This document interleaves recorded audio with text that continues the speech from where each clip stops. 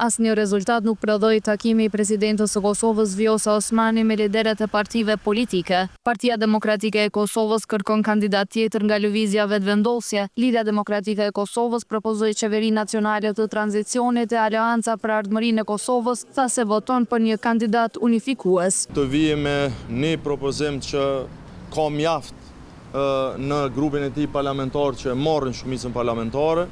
Një gjë e tillë nuk pres që do të ndodhë. Kryetari i lëvizjes vetëvendosje ka të drejtën e formimit të shumicës, pretendon se mund ta bëj, le ta bëj. Ajo që ka më habiti shumë ishte fakti që na tha se s'ka asnjë urgjencë. Do ta votoj që kandidat për kryetar kuvendi një person unifikues në mënyrë që të kalojmë në etapën tjetër. Lëvizja vetëvendosje nuk e dha gjatë së ajntës qëndrimin e saj mbi takimin me presidentën. Ekziston një disponim minimal i cili jam e bindur që do të rritet me kalimin e kohës. Por shtoi se nuk do pres përgjithmonë për të kërkuar interpretim nga gjykata kushtetuese për situatën e krijuar.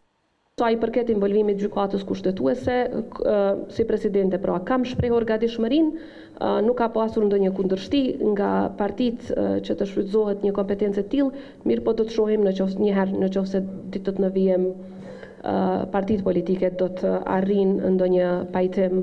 Presidentja e Kosovës tha se është diskutuar për shkuarje në zgjedhje, por se fillimisht duhet të konstituohet kuvendi, e po ashtu paralajmëroi edhe takime të tjera konsultative për të zhbllokuar situatën. Takimi i përbashkët u mbajt pas dështimit për të 16-ën herë të konstituimit të kuvendit të Kosovës. Për Top Channel, Leonita Bajrami, Prishtinë.